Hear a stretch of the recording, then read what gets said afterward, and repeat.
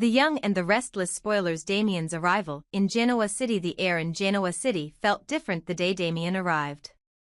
He was charismatic, ambitious, and sharp, a man with a plan and a relentless drive to achieve it. Though new to the city, Damien wasted no time setting his sights high. His target wasn't just any opportunity, it was Winters Corporation, the powerhouse built by Neil Winters and now under the stewardship of Devon Hamilton. Damien saw potential in the company, but more importantly, he saw an opportunity for his brother, Nate Hastings, to claim what Damien believed was rightfully his. Sitting across from Nate at Society, Damien leaned forward, his voice low and intense. "Nate, listen to me. Winters Corporation isn't just a business, it's a legacy. But it's not just Devon's legacy. It's yours too."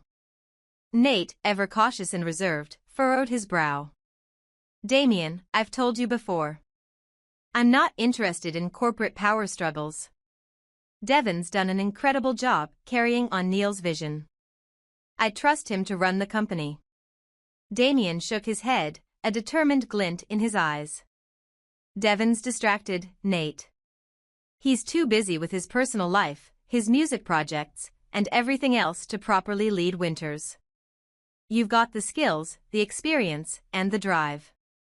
The family deserves more than just one person calling the shots, and you deserve more than being in his shadow." The seeds of ambition. Damien's words were calculated, designed to plant seeds of doubt and ambition in Nate's mind. He wasn't just appealing to Nate's sense of fairness, he was challenging his loyalty and sense of responsibility to the family. "You've spent your whole life putting others first," Damien continued, his voice softening. "You've always been the responsible one, the one who keeps the peace. But what about you, Nate? What about what you deserve?" Nate leaned back in his chair, his gaze distant. "It's not about me, Damien. I've never wanted the spotlight. Devon's better suited for this. He understands the corporate world in a way I never have." "But you could," Damien pressed, his tone insistent. "You're a quick learner, Nate. And you wouldn't be alone. I'm here now. I can help. Together, we could turn Winters into something even bigger, something Neil and your parents would be proud of. Don't you want that for the family?"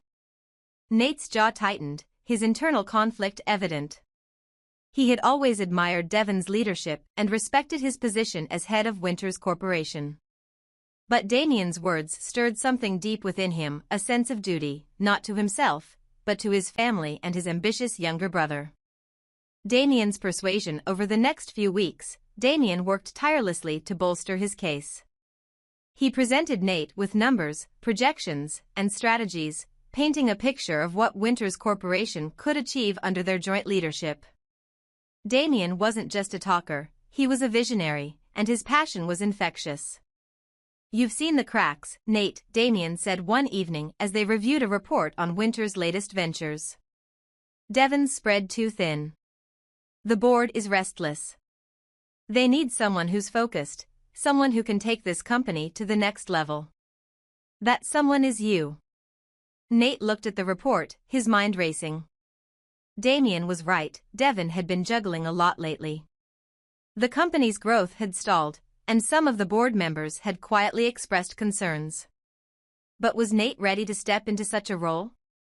Could he challenge Devon, his cousin and lifelong friend, without damaging their relationship? "I don't know, Damien," Nate said finally. "This feels wrong. Devon's family. I can't just push him out." "You're not pushing him out," Damien argued. "You're stepping up. Winters belongs to all of us, not just Devon. He'll still be involved, but someone has to take the lead. Why shouldn't that someone be you?" The turning point. Nate's hesitation began to waver as Damien's encouragement turned into relentless support. Damien wasn't just talking about Nate's potential, he was building it, nurturing it, and convincing Nate that this was about more than power. It was about securing the family's future and ensuring Damien himself had a place within it. "You've always taken care of me, Nate," Damien said one evening, his voice heavy with emotion. You've sacrificed so much for this family. Let me repay the favor. Let me stand beside you and help you build something extraordinary. This isn't just my dream, it's ours. Nate looked at his brother, seeing the determination in his eyes. Damien wasn't asking for power, he was asking for an opportunity, a chance to prove himself and create a legacy they could both be proud of. And for Nate, that was enough. Nate's decision the next morning, Nate walked into Devon's office with Damien by his side. His heart pounded as he prepared to tell Devon the truth, that he wanted a larger role in Winters Corporation, not for himself, but for the family and the future. Devon, Nate began, his voice steady despite the weight of his words. I've been thinking a lot about the company and where it's headed. You've done an incredible job carrying on Neil's vision, but I think it's time we shared the responsibility. Winters Corporation is bigger than any one person, and I want to help lead it together. Devon's eyes narrowed slightly as he looked between Nate and Damien, sensing the shift in dynamics. And this is your idea, Nate? Or Damien's? It's ours, Nate said firmly. Damien and I want what's best for the company and for the family. This isn't about taking anything away from you. It's about building something stronger, together. Devon leaned back in his chair, his expression unreadable. You've never been interested in running the company before. What's changed? Nate glanced at Damien, who gave him a subtle nod. I realized it's not just about what I want. It's about what the family needs. And right now, Winters needs leadership. I'm ready to step up. The battle begins. Devon's response would set the stage for a new chapter in the Winters family saga. Would he see Nate and Damien's ambition as a threat or an opportunity?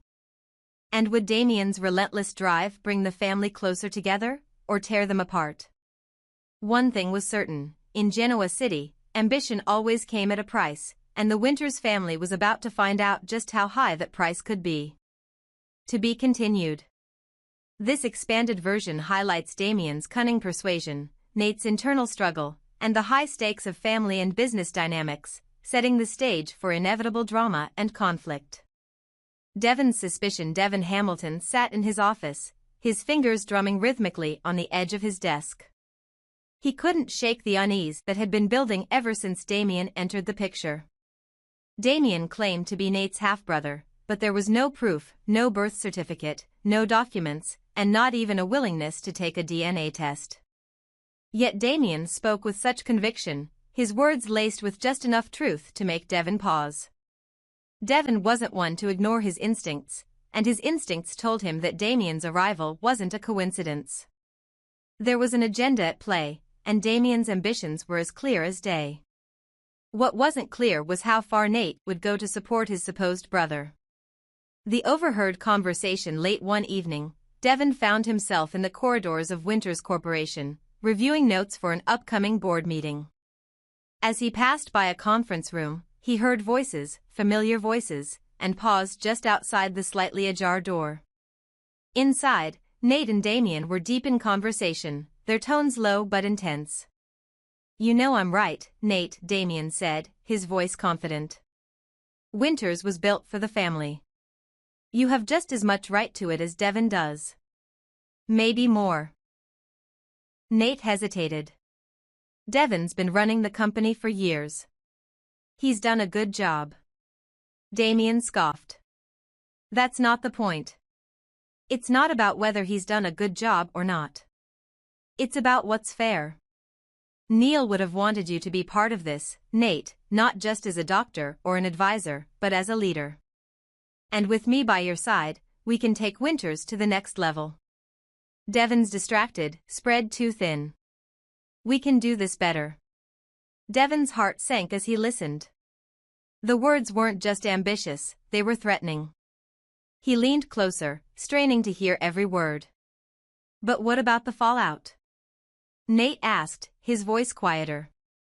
This isn't just a business, Damien. It's family. Damien's tone softened, but it was no less persuasive. I get it, Nate. I do. But sometimes, Family means stepping up and taking what's yours. You're not stealing it, you're claiming it. Winters is just as much yours as it is Devon's. Together, we can rebuild it into something even bigger. Think about what that could mean for both of us. Devon's jaw tightened. Damien wasn't just appealing to Nate's ambition, he was manipulating his sense of family, his loyalty, and his desire to provide for those he cared about. And it was working. The doubt in Nate's mind after the conversation, Nate walked out of the room, his mind racing. Damien's words had struck a chord. For years, Nate had been content in his role, supporting Devon and focusing on his medical career. But Damien's arrival had shaken things up. Was it wrong to want more? To claim a larger role in the family legacy?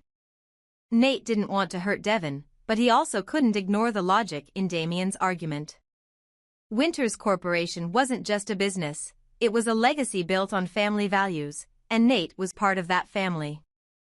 For the first time, he found himself seriously considering Damien's proposition. Devon confronts Damien the next morning. Devon wasted no time. He called Damien into his office, his expression calm but his eyes sharp. Damien, Devon began, folding his hands on the desk in front of him.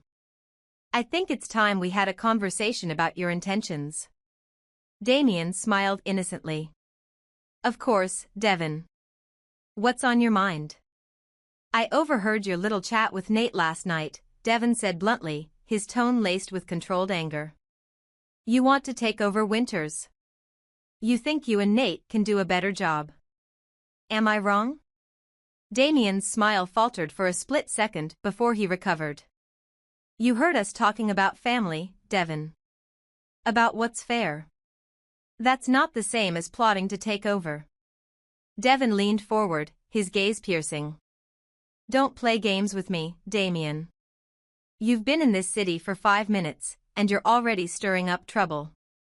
You claim to be Nate's brother, but you have no proof, no documentation, no DNA test. And now you're trying to convince him to betray me?